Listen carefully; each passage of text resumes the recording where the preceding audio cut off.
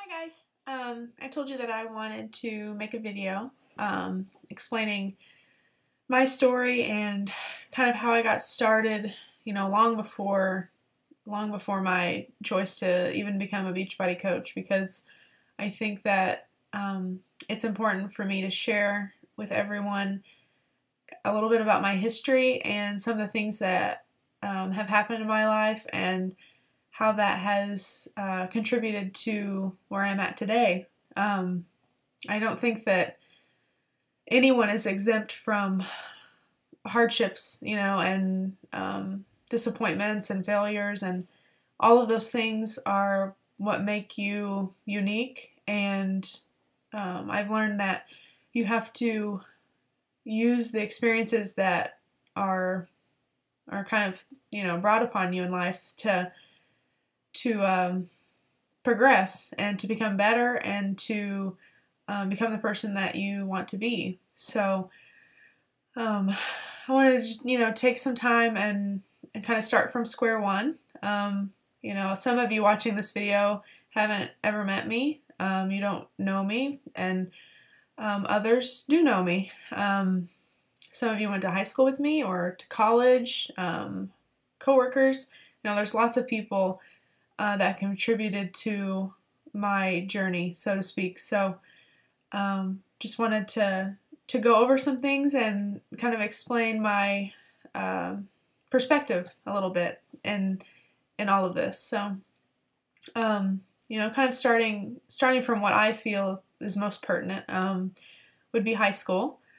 I was very thin, very athletic, played, varsity basketball and varsity fast pitch, and have loved sports ever since I was a little girl. So I've always been that tomboy girl, but I was never overweight growing up. It was, weight was never something that I had to think about ever. And through high school, I enjoyed sports, and my parents always did a good job at making sure that we had, ate our vegetables and ate our fruit. So, I can't say that I grew up in a household without healthy food, because we definitely ate our fair share of healthy food. But I think, I look back on some of the things we ate, and, for us, they were just kind of staples, and, like macaroni and cheese and, hamburger helper and things like that. And, to me, those were just kind of hardcore staples in what we ate, aside from fruits and vegetables and all of that. So, at that time, I never realized it, but, even though that stuff wasn't healthy, I could get by with eating that stuff because I was burning so many calories, as a young athlete. My age and my metabolism and everything, it just, it never occurred to me that, how I was eating wasn't healthy because I was not overweight. So in high school, I can remember putting on a size 0, either my junior or senior year of high school, between a 0 and a size 2. Like I said, it's just, that was never something I had to think about. And it's interesting to think about now, but I think something I kind of took for granted a little bit, because, when you're an athlete at such a high level, it's once you stop being so athletic, it's not something you can ever achieve again, to burn thousands of calories an evening at practice or whatever, combined with age. But, in high school it was also the time that I discovered my passion for physical therapy. And, I remember the first time I ever shadowed a physical therapist. I was 15, and, it's kind of weird. I know that a lot of people don't, discover their career like this, but I can remember watching a physical therapist gait train a patient who had a traumatic brain injury. And from that moment, I was just enamored by the field and what this person was doing and how this therapist was helping someone. And I knew from that very moment that was something that I wanted to do for the rest of my life. And I started seeking out more observation, and I was in a health occupations class in high school at a vocational school, and started learning more anatomy and physiology, on a very basic level, but I started preparing myself for some of these things, and eventually was training for a state health occupations competition, I guess you could say, where all health occupation students in the state compete together, and there's different fields and different professions that you're learning about and that kind of thing. But I can remember going into those state competitions where the first round is learning about, or not learning about, you're being tested on anatomy and physiology. So I remember, I think it was in that category, there was 50 students for physical therapy, and the top 3 scores for that written exam went on to a practical exam. And honestly, at that time, I never imagined that I would place in the top 3, but or top 5, but I did, and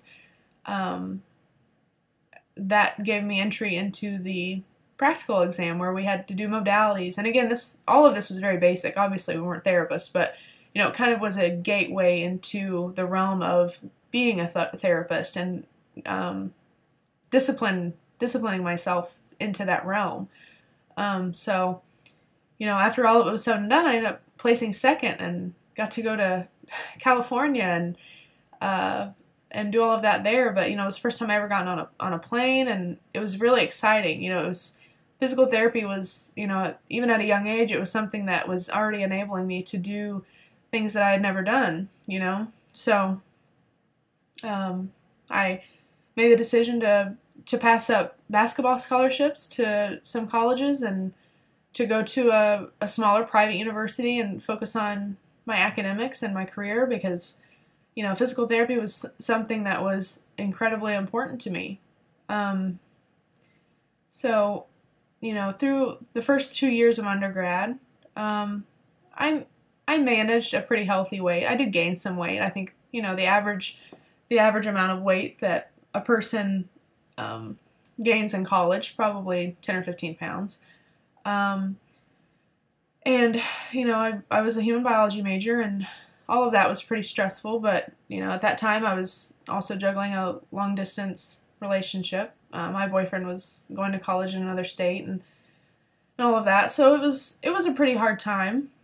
For me, I remember calling my mom and telling her that I couldn't handle college and that it was just too hard and I didn't want to be away from home. And, because literally, the day that my mom and I drove to the University of Indianapolis was the first time that I had ever driven, longer than, or with, not in our hometown, first time I was ever on an interstate. So, being there was a growth in itself, but, I can remember it being very hard at times. And, the first few years is when, you're taking your prereqs and you're doing your classes. And, I started working in physical therapy offices and, shadowing therapists, but also working as a PT aide. So, by the time I applied to PT school, I had, 3,000 or 4,000 hours of observation time, and at that time the required amount was only I don't know, I think maybe 250 or something. Wasn't a whole lot, and so I felt really good about that, and I applied. And my junior year you can apply early. It's early admission. You can do a 3 and at that time it was a 3 and 3 program, so could have got done early, and I was waitlisted. And my junior year, it upset me. It was disappointing, but it wasn't so much that I couldn't handle it, I think, because getting in early was just a bonus. And in my mind, I felt like, I still had another year to make my application better and get in my senior year when I really, really wanted to. It was hard to see people I went to school with get in early, but at that time I tried to brush it off and just tried harder and applied again. And PT school is a very competitive field, and I knew that going into this, and that's the reason why I bypassed athletic scholarships and things, because I really, really wanted it, you know, more so than probably anything in my life. But, you know, I applied again and was waitlisted, and I can, you know, that was a long time ago. That was in 2007. But I can still remember how I felt when I was rejected, and I think that was the very beginning of how I started to deal with disappointment and rejection. And you know, I can remember crying on the end of my bed and just being absolutely, you know, devastated. You know, it was, like I said, it was all I'd ever wanted, and it was all that I'd ever planned for. I didn't want a plan B, and so I didn't have one. And so when I had to start thinking about a plan B, you know, it became kind of daunting, because, you know, yeah, I had a bachelor's degree in human biology, but, you know, that's the kind of degree that you're using to apply into a professional program, you know, whether it be med school or, you know, physician assistant school or PT school or OT school. You know, it wasn't something that you really used as a career. So I found myself kind of stuck, because, you know, I had this plan, it didn't work out. And, you know, at that time it was just really, I don't know, it was just really devastating for me. But, you know, I applied to OT school as well, and I did get into OT school. And, you know, I think part of me tried to convince myself that would be fine. You know, you can go to OT school, Chanelle, you can be an occupational therapist, and, you know, there's absolutely nothing wrong with that career. I have some of my best friends are occupational therapists, and, you know, I love them dearly, but, you know, I knew that wasn't what my heart needed to do. You know, this whole career was something that I felt like I was being pushed to do that was very much outside of myself. It was never, you know, it never really felt like a decision I made myself. It was just something that, you know, I was just being kind of brushed into doing, something much bigger than me. But I decided to decline my admission into OT school, and I applied to PTA school. And that application was that next spring, and I applied and interviewed and got into that. And, you know, for its field, you know, it was an associate's degree, and it was fairly competitive, and I was happy to get into that as well, because in my mind, I knew that, you know, at least maybe being a PTA, so a physical therapy assistant, at least being that would help strengthen my application for another attempt at DPT school. So, you know, earning my doctorate was always a very big, you know, dream of mine, and I was hoping that, you know, getting the associates would maybe help give me a leg up on people, because I, you know, would have experience with patient care and, you know, a very basic knowledge of physical therapy. So, you know, I went through PTA school, and me and my husband at the time moved back to our hometown, and, you know, in a sense, that was a whole other transition, because I felt like kind of everything that I had been knowing and everything that I'd wanted was just different, you know. And so I moved back home, and, you know, I went through PTA school, and during that time, you know, I was having health issues, and I didn't feel like myself. And, you know, looking back, you know, at that time, you know, now that I've been diagnosed with celiac disease, and a gluten intolerance, I can understand, you know, why I was having some of the issues I was having. But, you know, at the end of the day, I was also very depressed. I was very emotionally withdrawn, and that in itself,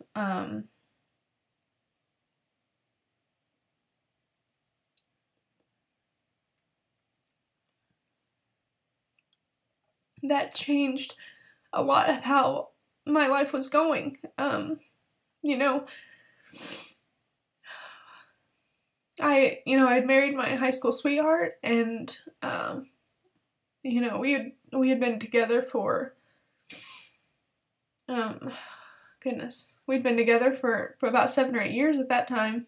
And, I know that our relationship changed a lot, and a lot of it had to do with how I was handling rejection and disappointment and frustration, and, you know, it was really hard.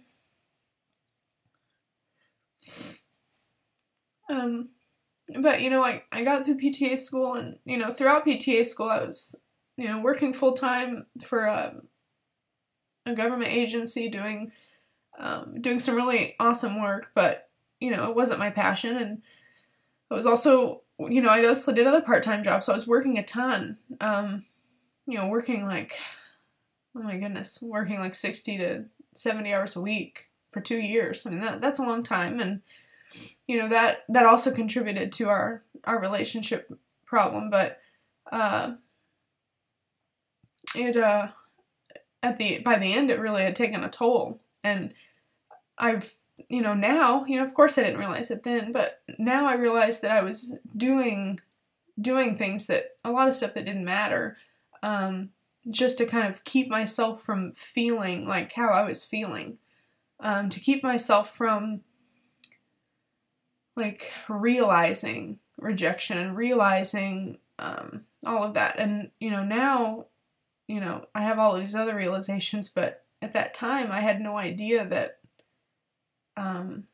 that I was projecting, you know, one simple failure, because it was failure. You know, it didn't mean that I was a failure, but I did fail, and I was letting, you know, those small failures kind of engulf who I felt I was and who I was. And, you know, I completely, you know, I'd lost a bit of my identity in all of that. And so, you know, at the end of PTA school, as it was always the plan, you know, between myself and my husband at the time, to apply to doctorate school. And there was a doctorate school in Florida, a very prestigious manual orthopedic school.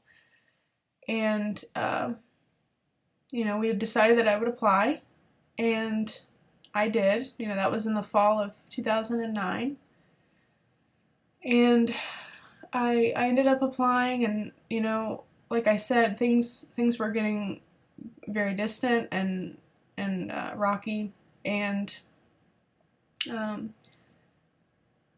you know, I know that it pushed him away, and I was pushing him away, and I pushed me away, and you know, it affected everything.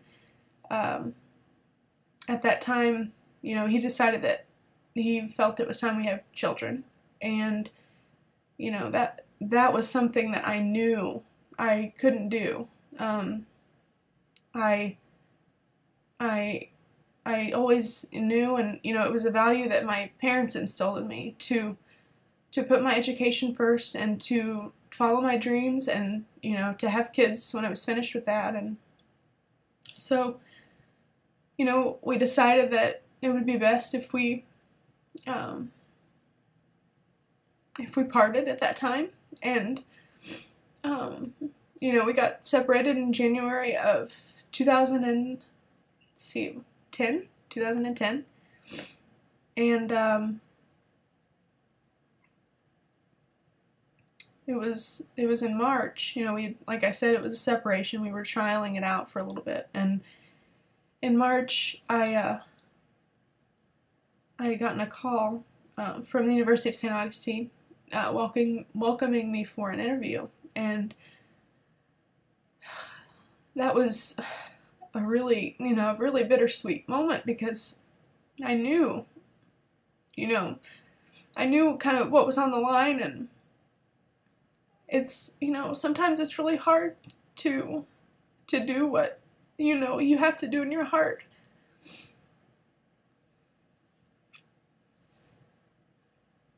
Because, you know, I can assure you, I never expected to get divorced at such a young age. You know, I was 24, I believe. Almost 24. And that was one I never saw coming. And, you know, I went to the interview, and, you know, it's weird to to be kind of looking at everything you've ever wanted and knowing that another really huge chapter is getting ready to close. And so I went to my interview and came back, and it was a few weeks later that I had gotten the call that they were offering me admission into the doctorate program. And you know, it's weird because that program, you know, was going to be intense, and I really had no idea how I was going to do it, because, you know, it was going to require that I commute to Florida for 2 or 3 weekends a month for almost 4 years. I was going to do that single, you know, I was going to be divorced, I was going to have to pay for it, I was going to have to support myself mentally and emotionally, and I knew that it was going to be this endeavor, and I had absolutely zero idea how it was going to get done. I had no idea how I was going to accomplish that, but I knew, you know, it's weird because it was something inside of me that just really pushed me to do it. It was, you know, when you hear people say follow your dreams, you know, I think it's easy to imagine it being like this big thing, and you don't know how that's going to feel, but, you know, I can remember every day how it felt to make that choice to really pursue something that I didn't even know if I was going to succeed at. You know, it was the scariest, one of the scariest experiences of my life, and you know, it was really hard, especially the first trimester. You know, I wasn't used to flying, I wasn't used to traveling, and, you know, I had to get on a flight, and then I had to fly to a city, and then from that city I would have to drive at minimum an hour to the school. Usually I flew into an airport that was 2 hours away because it was cheaper. So you're flying, and then you're driving, and then you're going to school, and then you're staying in school for an entire weekend, you know, very long days, and then you're studying all night for all of your writtens and your orals and your practicals, and then I'm getting on a flight the same night, and I'm coming back home, and then I'm having a day off, and then I go to work all week as a PTA. So, you know, I knew that was what was going to have to happen, but again, I had no idea how I was going to get it done. I had absolutely zero clue. And, you know, it was hard. And, you know, that summer leading up to graduate school, so, you know, like I said, we got separated in that January. We decided to divorce in March after I was accepted, and our divorce wasn't final until October. But, you know, during that summer, you know, my ex-husband had fallen in love with someone else, and they got married, and they had a baby, and, you know, we each made life choices, and, you know, it was hard at the time, and I projected a lot of, you know, I guess disappointment and sadness from my end on, you know, some of the choices that he made. But in the end, we each made choices that we knew were going to make us happy, and it was really hard, you know, to watch someone that you cared about for so long kind of jump in like that. And, you know, that made the first semester extremely hard for me. I think above everything, I was just emotionally exhausted, like completely exhausted. And, you know, at that time I didn't yet know that I had celiac disease, so I was, you know, I can remember being at work and falling asleep at my desk because I was so exhausted. And, you know, it was that next spring that I ended up finding out that I had celiac, and luckily once I cut the gluten out of my diet, it really did help me a lot with a lot of issues I had, and, you know, a lot of the emotional and energy problems I was having. But, you know, nonetheless, the first semester was really hard. And, you know, it's, you know, while I was working as a PTA, I had met my now fiance, Blaine, and, you know, I'm sure that you can imagine now, just from hearing me talk about all of this, but, there was no part of me, that wanted anything to do with a relationship or the thought of something serious, because what had happened had really devastated me. You know, not only the divorce, but just everything leading up to it, and, you know, how it affected our relationship, and, you know, it was really hard. But, you know, I had met Blaine, and someone who's very different than me. He and I are such opposites. It's funny, kind of, but he was this guy that immediately just saw something in me. And, you know, I really think that having someone like him who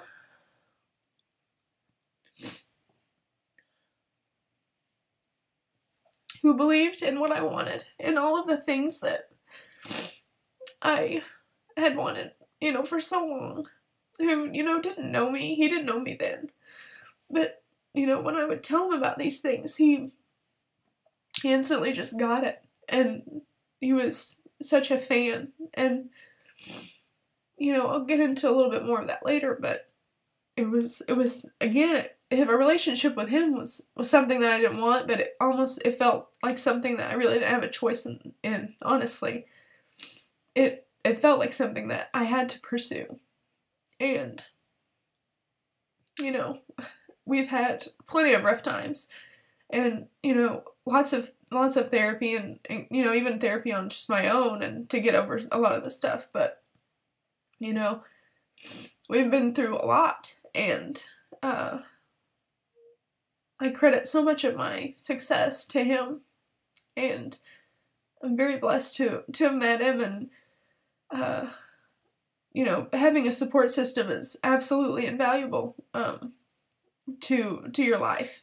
And, you know, it's definitely something I wanted to mention. So, you know, I'd gotten through roughly 2 years of, you know, I'll backtrack just a bit, but I'd gotten through 2 years of graduate school, and, you know, Blaine and I were very rocky throughout a lot of it, honestly. And like I said, a lot of that was because, you know, emotionally I felt traumatized. When you're with someone for a really long time and you grow up with them, you truly lose who you are, because everything you are is wrapped up in them.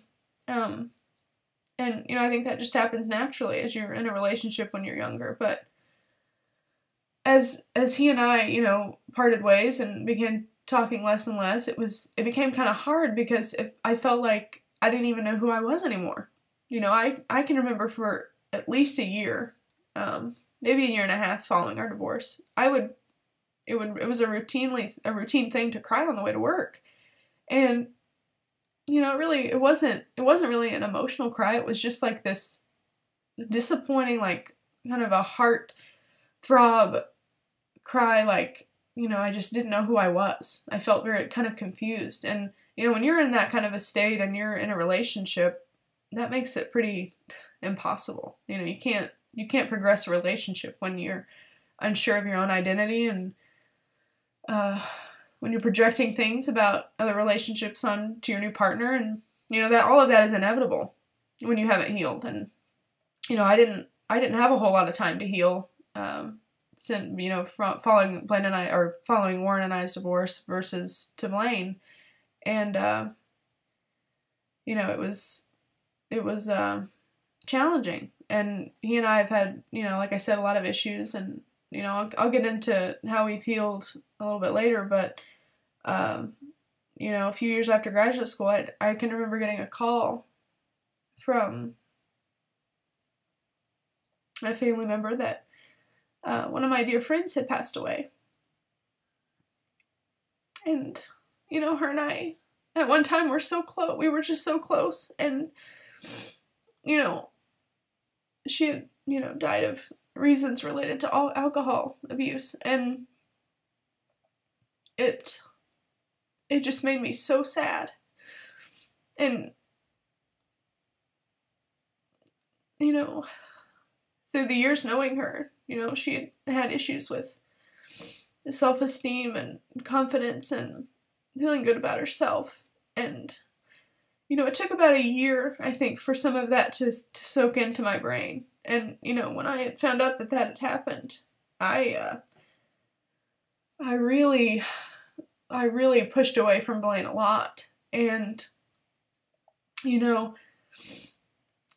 and I broke up for several weeks, and, I was in such a sad state, with her death and his, him and I's ending of our relationship. I couldn't go to work, and I couldn't function. It was almost it felt like rock bottom. I turned to drinking wine, and at this point I had, from the time of high school to all of this, all of this failure, all of this disappointment, all of this stuff, I had gained about 100 pounds. I went from a very thin, athletic build to a very overweight, morbidly obese person. And, I can remember drinking and, abusing the alcohol and eating, and, I can just go back to all of those moments, and, there's just something inside of me that said, Chanelle, you've got to figure this out, because you're never going to be happy if you don't figure out who you are, and you don't figure out who you are without someone else. And, it was a few weeks of our breakup, and it was almost like something had kind of completely woke me up, just shook me. And, Blaine and I started dating again, and I started doing therapy more regularly, and started to heal some of that, and some of that pain from her death. And, that carried us into the summer, and that carried us into the fall, and, still kind of a rocky relationship, but better. And in December, I stumbled upon a picture that someone I went to high school with, she's actually graduated with my younger brother, a picture that she posted of her transformation. And it was like, I don't even know how to explain it. It was like just something said, Chanelle, you need to do whatever it is that is. I didn't even know anything about it, and I knew that it was something I had to do. And so I contacted her, and she had done Focus T25, which is a Beachbody program, and Shakeology. And, a few years prior to that, I had done Shakeology for a few months, and I just ordered it offline, and I didn't really contact a coach or anything like that, so I didn't have any support. But I enjoyed the Shakeology, and it made me feel good, but I fell off the wagon. Throughout all of the years of dieting and yo-yo dieting and Atkins dieting, and hydroxy cutting, and all kinds of stuff I was trying to do to lose weight. And it was baffling to me because, here I was, this girl who was a size 22, and all through high school I was a size 0. And I didn't feel like I had to work as hard as what I was working then. And, now looking back, I realized that, I was trying to very heavily outtrain a really horrible diet. I can remember making dinners, from boxes, a lot of boxed meals and processed stuff, and I can remember doing all of that and going to the gym for like 3 hours, and thinking that I was going to get somewhere. And, that just caused of course it caused a cycle of frustration and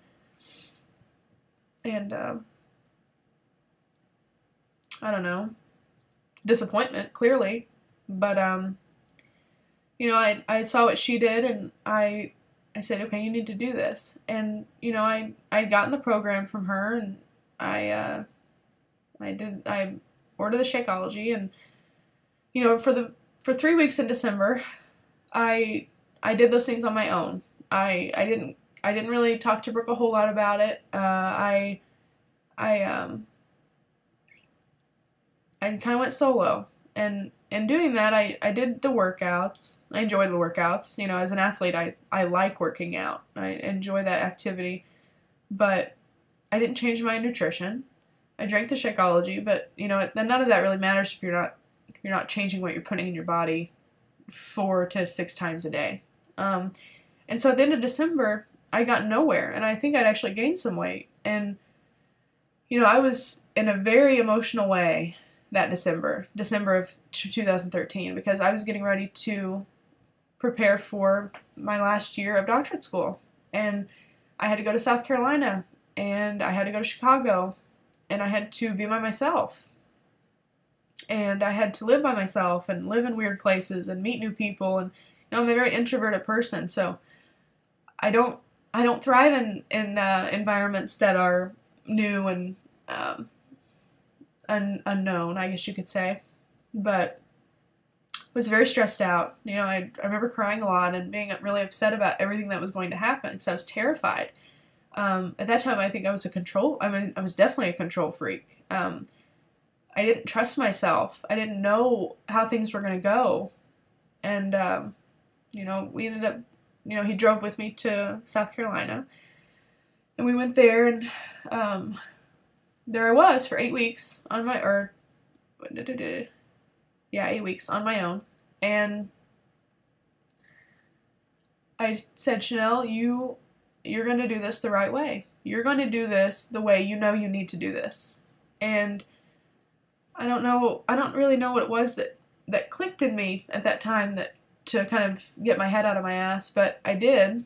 And, you know, I started off the year in a free detox group, you know, a detox group that a lot of you guys see, I'm sure, that I host and other coaches host, but I actually started participating in the things I needed to participate in. And I started doing support groups and accountability groups, and, you know, I found that when I started to immerse myself in a situation with a whole bunch of people who were just working towards a common goal, I felt really comfortable in that. You know, I felt like an athlete again, where you're on a team and you're working together, and, you know, doing all of that felt very natural to me.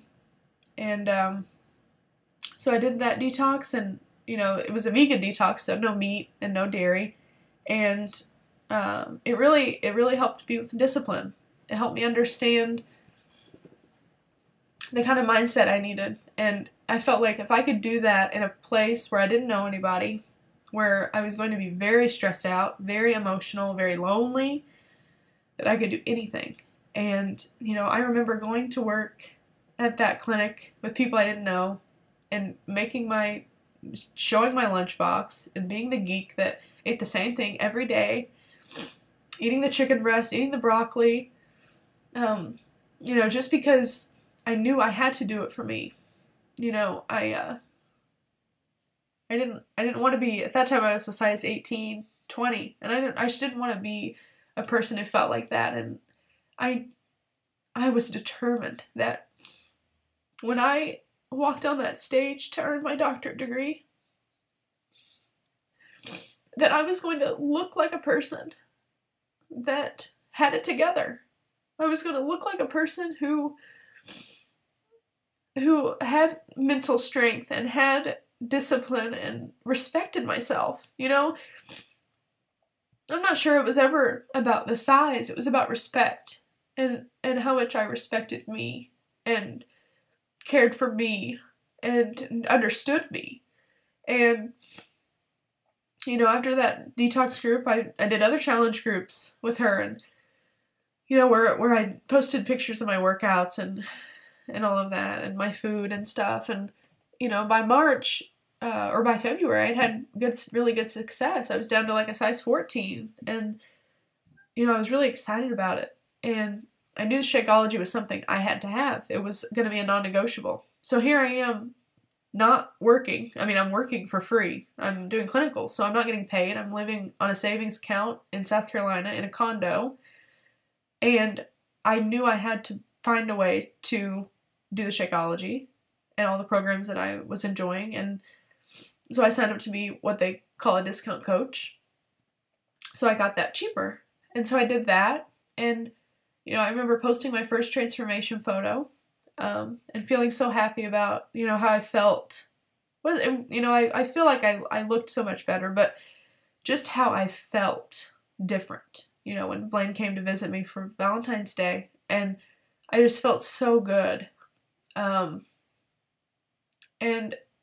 at that moment, I realized that I wanted everyone, I wanted, you know, it was kind of, I mean, it's kind of unrealistic to say, but I wanted everyone to feel that way. I didn't want from that moment on, I didn't want anyone that I knew to go through some of the things that I went through, battling with myself. And, you know, I signed up to be a discount coach with the intent that I would probably do coaching later on. I had no idea where it would go because, I mean, remember, I've wanted physical therapy since I was 15.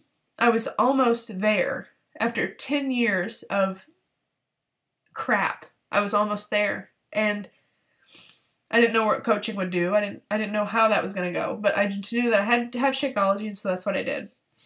And so, you know, I continued all this stuff through February and March, and ended up going to Chicago. And, you know, Chicago, the clinical rotation I did in Chicago was so intense. I can't even explain the amount of emotional stress I had in that situation, because, you know, the practice I was working in was so intense, and these people were experts, and they were absolutely everything that I hope to be one day, honestly. But it was very stressful to go in to work every day and to know you're going to be called out while you're treating patients. You're going to be quizzed to a point that's very uncomfortable. But it was this first taste of feeling uncomfortable that, you know, I didn't like it. Like I said, I was a control freak. But when I started to experience how it felt to do well in uncomfortable situations, it really, like, sparked something in me. It made me realize,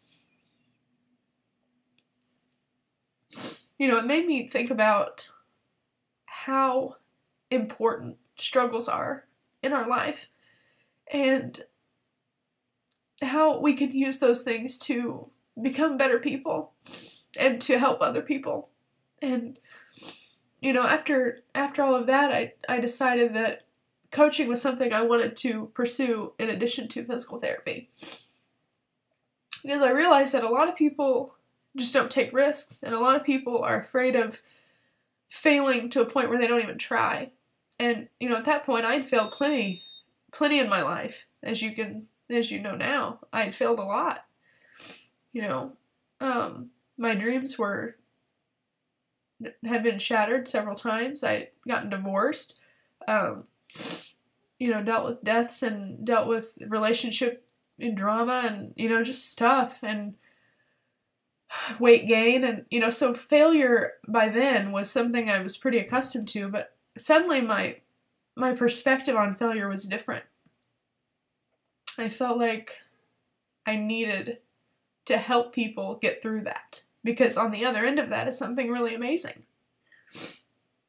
And so, you know, I started, you know, through the summer I had exit exams and lots of seminars and stuff to finish out my degree, but, you know, I started coaching more seriously, and I decided to develop what you guys have heard me call the Flourish Empire. And, you know, at that moment I decided that I wanted to establish a team of people who have had hard stuff, you know, who have went through crappy situations, who have had hard situations, you know, put in their life, and, you know, needed something to get out of that. And, you know, here I am, you know, it's the very end of January 2015. And, you know, since I started really getting serious about my health, you know, I've lost weight, you know, a little over 85 inches now, and 60 pounds, and, you know, from a size 18-20 to a size 6. And while all of that is great, I'm happy about it. It feels good to look better. But what's really awesome is just how I feel differently. And I feel more fearless. I am not afraid of screwing up. because we're going to screw up. Sometimes things are really hard, and there isn't going to be a decade in your life that's flawless, or a year in your life that's flawless, really. And so, I created the Flourish Empire because suddenly I had this vision, a whole new vision of how I wanted my career to go. And it still includes physical therapy, but it includes a very holistic sense of wellness and rehabilitation. And, owning my own practice is something that I've wanted for a very long time, for many reasons. But I suddenly have this new vision of helping people become better people. And for some people, that means recovering from an injury, improving biomechanics, improving arthrokinematics of certain joints, and, all the things that go into physical therapy and healing in that sense. But also, I realized that I wanted to help people heal in a more holistic way. And I wanted to coach people who are dealing with things that I've dealt with, and encourage people. Encourage. And, I said I would come back to this, and, Blaine has always encouraged me. And it's so priceless to have someone encourage you. And, not everyone is blessed with amazing relationships in their lives. And not everyone has great family members. I'm very blessed. I'm blessed to have amazing parents and an amazing brother and sister-in-law, but not everyone has that. And so, I decided that I wanted to at least be that person for someone who may not have anyone else. And, my hope is to light a fire in other people so that they want to do that for people too. Because, to me, that's the most important thing out of all of this, is to help people and to help people understand what they're capable of. You can have anything you want. And that isn't coming from a girl who hasn't done awesome things, because I feel like I have done really awesome things. And I haven't done them without sacrifice.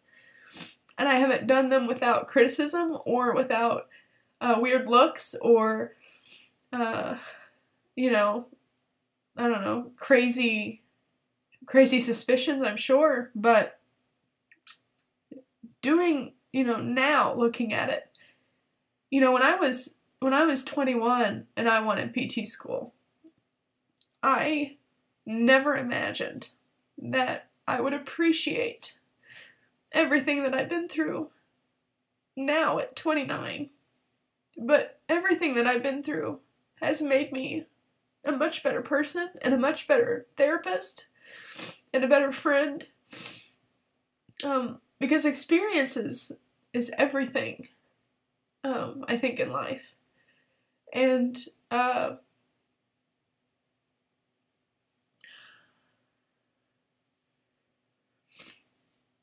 that's, part of the Flourish Empire slogan is, encourage, experience, and empower. That's the motto, because that's what I think is really important. Help people start something, and then allow them to experience it and to be okay with it and everything that it is, its flaws, its joys, everything, and then experience that in such a powerful way that you share that with someone else, that you empower someone else to do that. And it's kind of surreal that now I'm sitting here, and last October I failed my boards, and that happens. But I'm sure you can tell that if that had happened to me several years ago, I'm not sure what would have happened, because I was a very sad, depressed, suicidal at times, alcohol abusive person. I definitely coped with things in a very negative way that included all of those and food. And, I talked to a lot of my challengers about some of the experiences I've had with food, and I understand that pop's hard to kick. I can remember begging my fiance to go to the gas station and get me pop just because we were having dinner. It was one of those things where I needed pop with dinner. Bottom line, that was just the truth. Or, working as a PTA and doing home health and literally having to go to fast food and binge myself sick on fast food because I had to have it. I shouldn't have had it. I knew I couldn't have it for gluten reasons in itself, but it didn't matter because my emotional connection to food was so intense that it was something I had to have at that moment, and it wasn't something I could bargain with. And I would hide it, I would hide all of the evidence. I would put it in the back seat of my car. I can remember getting in my car between patients and that smell of that fast food was in there, and that made it so much harder because when you eat in a way that you're trying to fill a void or to feel better, the shame that follows that is something that it's kind of hard to explain unless you've experienced it. But the shame that you feel about yourself is so toxic. And I say emotional eating, and I think some people imagine me sitting on the couch just crying and eating, and that's not what that means. It means that for me, if I was upset or stressed or happy or sad, that I would many times gently go towards food. With the exception of the home health and eating fast food in a very stressful situation, which I now recall doing. I never recalled doing it then, I just did it. Other than that, the emotional eating was very nonchalant. It was very unassuming. It was done in a way that doesn't really scream at you, hey, what are you doing? You need to stop. Not like, the alcohol was there for a very short time. But I can remember, gorging myself on powdered donuts. It was something that was the biggest addiction to me. And so, I share these things because I want people to understand that it really doesn't matter where you're starting from. It doesn't matter how bad you think your addiction to food is. It doesn't matter how much you've been through in your life. There's always hope that you can come back from that. It doesn't matter what it is. But you have to really come to grips with why you're doing it. And, as a coach, I talk a lot about finding your why.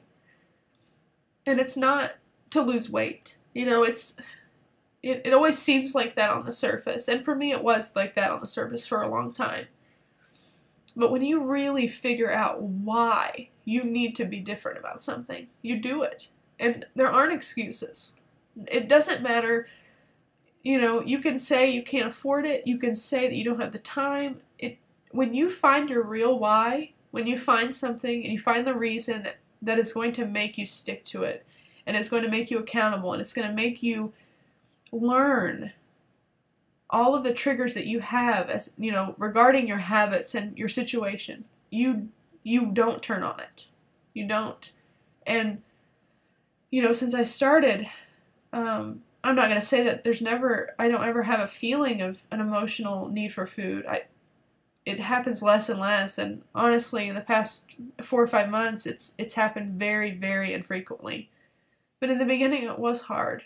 But I learned a lot of things from my coach, like journaling and writing down my feelings and sharing experiences with other people, because a lot of times you just need to get emotion out. It's not that you need food in, you just need to get something out. And it's been so helpful. And so the experiences that I had by being a challenger and by learning really propelled me into this world of becoming a coach and becoming an example and wanting to help people. And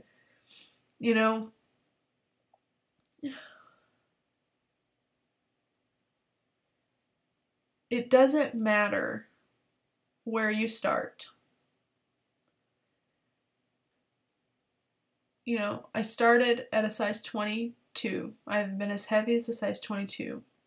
I've been as heavy as 265 pounds. It doesn't matter, because you can come back from it. And you know, if there's one thing I've learned in all of this, it's that life just doesn't go how you think it's going to go. And the quicker you learn to accept all of the bumps and all of the gentle sways into other directions, and sometimes really harsh, abrupt stops and turnaround points, the better off you are, because life is just like that. Like I said, I never imagined I would get divorced. And at that time, you know, I can tell you, I can be honest with you, it took about 3.5 to 4 years before I felt comfortable even going to my hometown again. Because it was just hard. It was hard to swallow, and it was hard to look at myself, and you know, all that goes back to identity. And you know, at some points it was even hard to go to, you know, my undergrad, where I got my undergrad at, because it reminded me of failure. It reminded me of dorm room bedrooms where I would cry because I wasn't good enough. So just know that, you know, that this is why I've done this. You know, it's this is why I've invested another part of me into another endeavor entirely. Because being a physical therapist is very fulfilling to me. It's a career that is everything I dreamed it would be. It really is. But when you experience an internal transformation like I have, you feel the need to share it with other people. And that's what I love about all of the coaches on my team. Some people are in the middle of their mess, we call it, you know, they're in the middle of their stuff, and they're just going about it, and they're just doing their thing, and they're learning, and it's really refreshing to help people in situations that you know that you've experienced, and to support someone. And you know, I'm so happy that all of you have followed my journey, and a lot of you have followed it without knowing hardly anything about it. And you know, outside of just the weight loss part that's obvious to see on my page and that kind of thing. But, you know, I hope that hearing this story helps you find hope and just doing and being and wanting more and climbing. Because, you know, if there was anything that my parents instilled in me growing up, it was that if I was ever going to be happy, I just had to be doing something that I loved doing. And that, you know, helping other people and doing something fulfilling mattered a lot in this world. And I feel like that I'm definitely in that place and going in much bigger directions, and it's just really exciting. So please don't hesitate to message me or contact me or whatever, you know, in regards to your story or anything that you want to talk about or share, because I understand what it's like to be in a really low place and to feel hopeless and to be scared, and I just hope that this video helps someone or helps many people. This is my hope, because this hasn't been easy to record, but I think that it's really important in my healing and helping other people heal and helping other people have hope for a better life and achieving their dreams. So I will talk to you guys later. Bye.